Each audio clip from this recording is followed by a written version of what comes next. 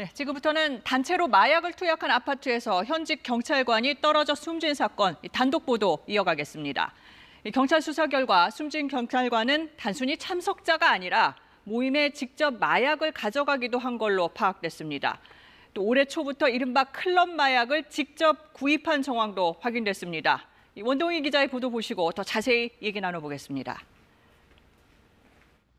마약 투약 모임이 있었던 고층 아파트에서 추락해 숨진 강원경찰청 기동대 소속 경찰관. 사고 당일 숨진 경찰관은 마약에 많이 취해 있었다는 게 일부 참석자들의 진술 내용입니다. 정밀 부검 결과는 아직 나오지 않았지만 숨진 경찰관 역시 참석자들의 진술대로 마약을 투약했을 가능성이 높다고 경찰은 보고 있습니다. 이 경찰관의 휴대전화에서 마약을 직접 구입한 정황이 확인됐기 때문입니다. 모임 참석자들에게서 검출된 케타민 등을 검색해본 이력이 나왔고 엑스터시를 뜻하는 은어인 캔디를 언급하면서 구매도 시도한 걸로 전해졌습니다.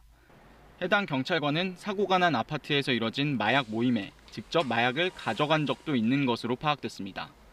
모임 참석자 가운데 마약을 가져와 나눠준 걸로 지목된 사람이 서너 명인데 그 가운데 한 명이 경찰관이란 겁니다. 숨진 경찰관이 직접 마약을 구입하고 모임에 참여한 건 적어도 올해 초부터인 걸로 경찰은 보고 있습니다. 윤익은 경찰청장이 마약과의 전쟁을 선포한 게 지난 4월. 당시에도 현직 경찰관이 직접 마약을 구입하고 집단 마약 모임에 참석했던 겁니다. 시도 경찰청장과 동료 여러분, 마약 범죄의 심각성이 우리 사회의 안전을 위협하고 강원경찰청은 뒤늦게 기동대를 대상으로 공직기강 확립 특별교육을 실시했습니다. KBS 뉴스 원동입니다. 네, 원 기자, 이 숨진 경찰관이 마약을 직접 구매했고 그 기간도 최소 몇 달은 이어진 걸로 보인다는데 이 경찰 안에서 낌새를 알아챈 사람이 전혀 없는 겁니까? 네, 해당 경찰관이 소속됐던 강원경찰청은 복무 중 특별한 문제는 없었다라고만 밝혔습니다. 네.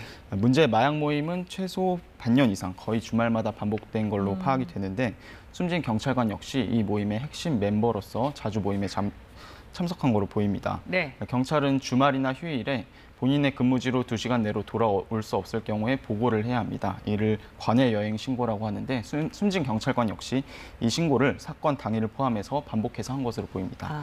하지만 동료들도 또 상부에서도 눈치채지 못한 겁니다. 그럼 이제 내부적으로는 마약 관련 점검 같은 건 없습니까? 네. 경찰청은 내부 성폭력 등 문제를 방지하기 위한 교육은 정기적으로 실시하고 있지만 네. 마약과 관련된 교육이나 검사는 실시하는 게 없다고 밝혔습니다. 확인해보니 경찰로 임관될 때 약물 검사 결과를 제출한 게 있지만 범위는 제한적이고요. 정기 건강검진 때 소변 검사가 있긴 하지만 마약 시약 검사는 포함되지 않은 것으로 확인됐습니다. 현직 경찰관이 이렇게 마약을 투약했다가 적발될 경우가 있었을까요?